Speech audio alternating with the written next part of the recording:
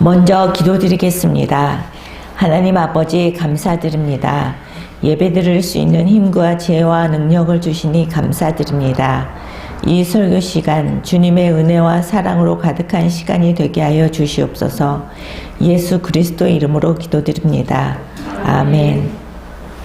제7장은 이신칭의 이후의 국면, 곧 성화의 과정에 있는 성도의 삶과 관련된 교훈을 주고 있는 6장에서 8장까지 이어지는 일련의 연속 기사입니다.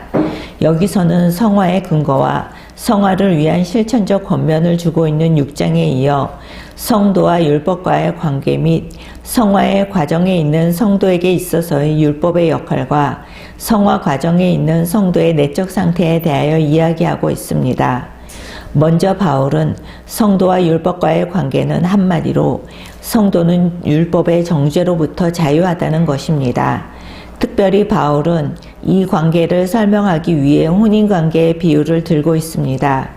즉 결혼한 여인은 남편 생전에 남편에게 법적으로 매여 있으나 남편 사후에는 남편의 법적 구속에서 해방되어 다른 곳으로 자유롭게 결혼할 수 있듯이 그리스도와 더불어 율법에 대하여 죽고 또한 그리스도와 더불어 다시 살았으므로 율법의 구속에서 해방되어 자유롭게 그리스도에게로 가서 하나님을 위해 열매 맺는 삶을 살 수 있게 되었다는 것입니다.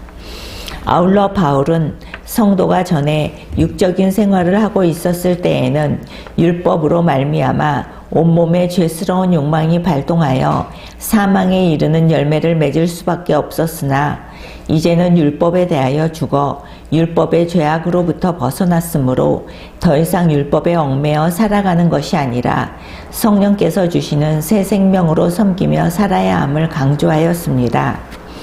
1절은 바울 사도가 율법의 지배성에 대해 교훈한 내용입니다. 바울은 이 교훈을 법 아는 자들을 향하여 했습니다. 법 아는 자들이란 율법을 아는 자들을 의미하지 않습니다. 여기서 법은 율법만이 아니라 모든 법을 가리킵니다. 즉 바울은 법의 일반적 특성을 말하므로 율법의 한계를 말하고자 하는 것입니다. 그러므로 바울의 이 말은 로마 교회 내에 율법주의적 신앙을 가진 유대교 출신 신자들을 염두에 두고 하는 말입니다. 바울은 율법이란 사람이 살 동안만 그를 지배하는 것이라고 교훈합니다. 죽은 자에게는 율법의 지배력이 무효합니다. 이것은 모든 법에 적용되는 사실입니다. 죄를 지었어도 이미 죽은 자에게 법은 아무런 효과를 발휘할 수 없습니다. 그러므로 율법 역시 율법에 대해 산자만을 지배합니다.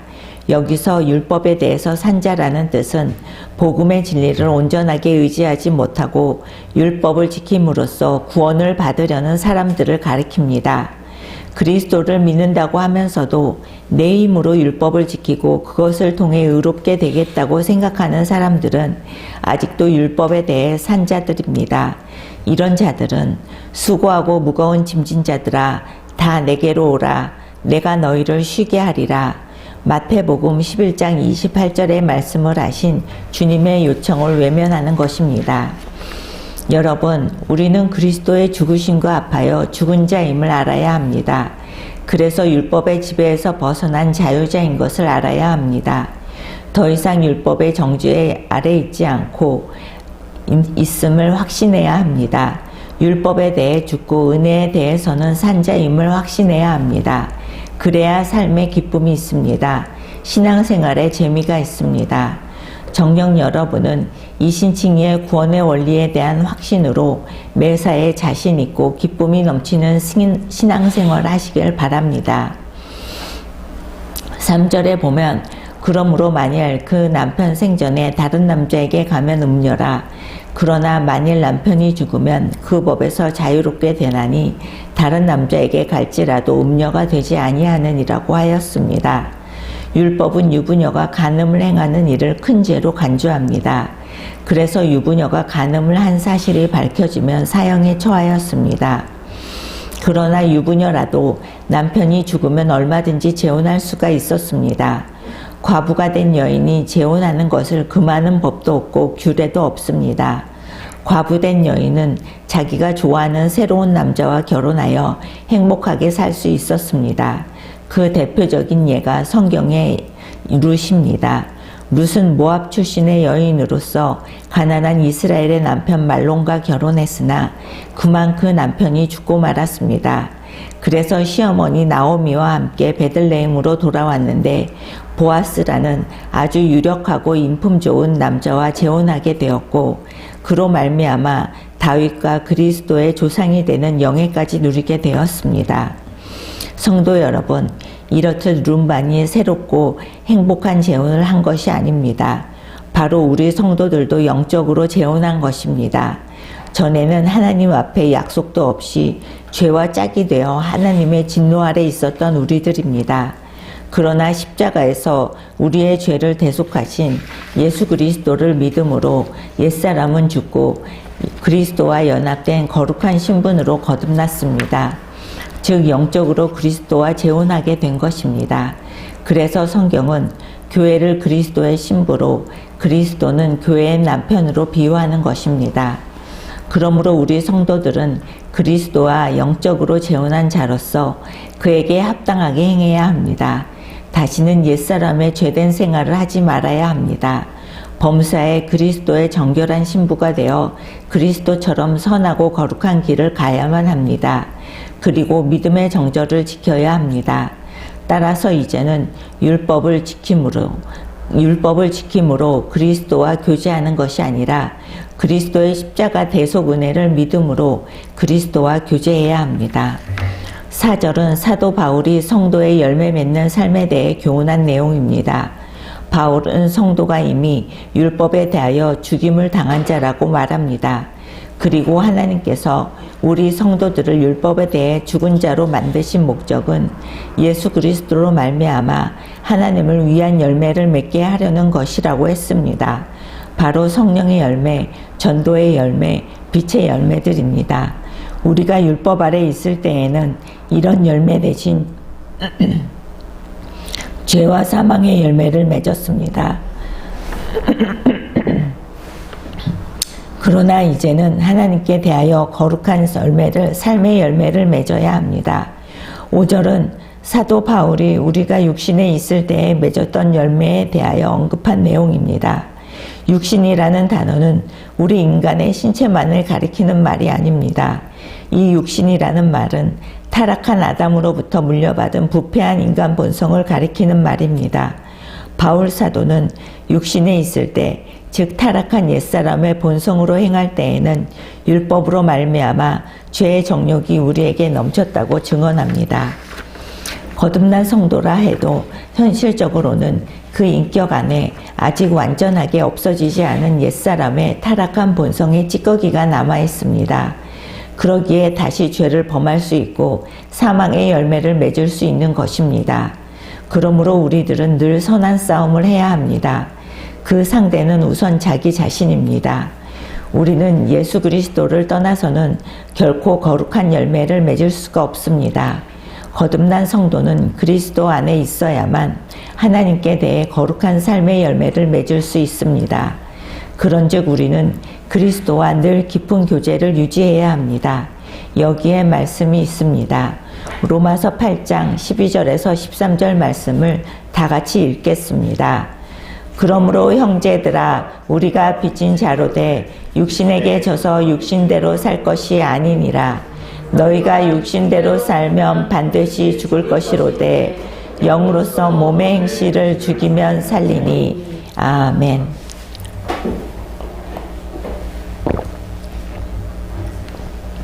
육 절은 성도가 가져야 할 신앙생활의 원리에 대하여 교훈한 내용입니다. 영의 새로운 것이라는 말은 성령만을 가리키는 말이 아닙니다. 그리스도와 함께 연합된 새 생명을 가리키는 말입니다. 또 그리스도 안에 있는 상태를 가리킵니다. 그러므로 거듭난 성도는 거룩한 성품과 그리스도 안에서 얻은 새 생명으로 행하고 그리스도의 은혜의 법, 사랑의 법 안에서 하나님과 이웃을 섬겨야 한다는 말씀입니다. 이것이 곧 복음의 진리의 원리대로 사는 것입니다. 7절에서 13절은 성도와 율법과의 관계에 대하여 말하고 있는 전반부 1절부터 6절에 이어 성화의 과정에 있는 성도에게 있어서의 율법의 역할에 대하여 말하고 있습니다. 율법 자체는 결코 악한 것이 아닙니다. 그것은 도리어 우리의 거룩한 삶으로 인도하기 위해 하나님께서 마련하신 선한 것이었습니다. 즉 율법은 인간이 하나님 앞에서 반드시 행해야 할 선이 무엇인지 또 금해야 할 악이 무엇인지 알도록 하기 위해 하나님께서 주신 것입니다.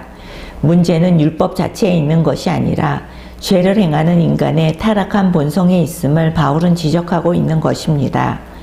동시에 우리가 주목할 것은 율법은 죄인에게 죄를 죄로 깨닫게 하며 그 결과 하나님의 심판이 있음을 알게 하고 결과적으로 죄인들이 구원의 절대 필요성을 깨달아 그리스도에게로 나아오게 한다는 점에서 매우 중요한 것이지만 그 역할상 율법 자체가 인간에게 구원을 가져다 주지는 못한다는 측면에서는 제한적 성격을 지니고 있습니다. 이와 같은 제한성 때문에 바울은 율법을 가리켜 갈라디아서 3장 24절에 말했듯이 우리를 그리스도께로 인도하는 초등교사라고 했던 것입니다. 다시 7절을 보면 바울은 율법이 탐내지 말라 하지 아니하였더라면 내가 탐심을 알지 못하였으리라 라고 하였습니다. 여기서 탐내지 말라는 율법은 십계명 가운데 마지막 10번째 계명을 말합니다. 즉 바울은 죄를 깨닫게 하는 율법의 기능을 말하면서 10번째 계명을 실례로 들고 있는 것입니다. 1계명에서 9계명까지는 모두 인간의 외적 행동과 관련된 4계명입니다. 우상숭배도 간음도 살인도 하지 않을 수 있는 것입니다. 그러나 탐심은 타락한 본성을 가진 인간에게는 누구를 막론하고 다 있게 마련입니다. 그래서 바울은 탐심을 실례로 들어 죄를 깨닫게 하는 율법의 기능을 설명하고 있는 것입니다. 더 들여다보면 사실 모든 죄는 탐심에서부터 나옵니다. 하지 말라는 율법의 모든 금령은 인간의 탐심을 경계한 것입니다. 하나님 외에 다른 것을 탐내는 마음 때문에 범하는 죄입니다. 이에 우리는 모든 죄의 동인이 되는 탐심을 멀리해야 합니다. 그러기 위해서는 우리는 부단히 자기 몸을 쳐서 복종시켜야 합니다. 우리 자신을 쳐서 하나님의 말씀 아래로 굴복시켜야 합니다. 7장의 후반부에서는 성도의 율법과의 관계 및 성화의 과정에 있는 성도에게 있어서의 율법의 역할과 성도의 내적 상태에 대하여 알려주고 있습니다. 성화의 과정에서 죄성과 싸우는 그리스도인의 내적 갈등을 바울 자신의 경험을 토대로 하여 제시하고 있습니다. 14절에 보면 바울은 우리가 율법은 신령한 줄 알거니와 나는 육신에게 속하여 죄 아래 팔렸도다 라고 고백하고 있습니다. 먼저 우리는 이 14절로부터 25절까지 바울의 고백이 과연 언제 한 고백인지 알 필요가 있습니다. 대부분의 신학자들의 주장은 바울 사도가 그리스도를 믿고 난 후 성령 안에서 율법을 지키려고 하다가 겪은 자기의 갈등과 모순을 고백한 것이라고 주장합니다.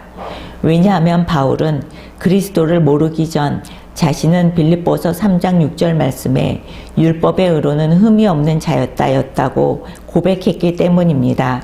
그러므로 우리는 본문의 바울의 고백을 그리스도를 믿고 성령으로 중생한 이후에 겪은 괴로움으로 보아야 하겠습니다. 본절에서 바울은 율법은 신령한 것이며 자신은 죄 아래 팔린 자라고 고백합니다. 율법이 곧 신령하다라는 것은 율법이 하나님의 말씀으로서 거룩하고 의롭고 선하다는 뜻입니다. 그런데 이러한 율법을 스스로 지키려고 하다 보니 죄 아래 팔린, 즉 죄에 붙잡혀 죄에게 종노릇하는 자신만 발견하게 된다는 고백입니다. 여기서 우리는 한 가지 의문이 생깁니다. 바울 같은 대사도가 왜 그리스도를 믿고 난 후에도 자신을 죄 아래 팔린 존재라고 하는지 참으로 이해하기가 어렵습니다. 그러나 여러분, 이 바울의 고백은 모든 성도들이 그리스도를 영접한 후 겪는 영적 체험이라는 사실을 아시기 바랍니다. 어떤 목사님은 자신이 평신도 시절 주님을 영접하고 중생의 산 체험까지 했다고 합니다. 그런데 그리스도의 산상보훈 중에 여자를 보고 음욕을 품는 자마다 이미 간음하였느니라 마태복음 5장 28절의 말씀을 들었다고 합니다. 그래서 스스로 여인을 보고 음욕을 품지 않으려고 무지 애를 썼지만 늘 여인에게 음욕을 품고 있는 자신만 발견하게 되더라는 것입니다. 그래서 너무나 죄에 무능한 자신을 발견하고 낙심하고 괴로워하던 중 담임 목사님께 가서 자신의 심경을 털어놓았더니 목사님은 나도 그런 체험을 많이 합니다. 그러니까 우리는 자신을 바라보지 말고 구세주이신 예수 그리스도를 늘 바라보아야 합니다. 이것이 신앙입니다. 라고 말씀하시더랍니다. 성도 여러분, 우리는 비록 그리스도를 믿고 거듭나 의롭다 하심을 받고 하나님의 자녀가 되었으나 아직 우리의 인격 속에는 아담으로부터 인해 타락한 본성의 찌꺼기가 남아 있습니다. 이것을 바울은 육신이라는 말로 표현합니다. 이런 우리가 그리스도의 은혜를 의지하지 않고 스스로의 힘으로 율법을 지키려고 하거나 또는 의롭게 되려고 한다면 죄 아래 팔린 무능력한 자신만을 발견하게 되는 것입니다. 그러므로 우리는 범사의 예수 그리스도에 의해 구속의 은혜를 믿음으로 행해야 합니다.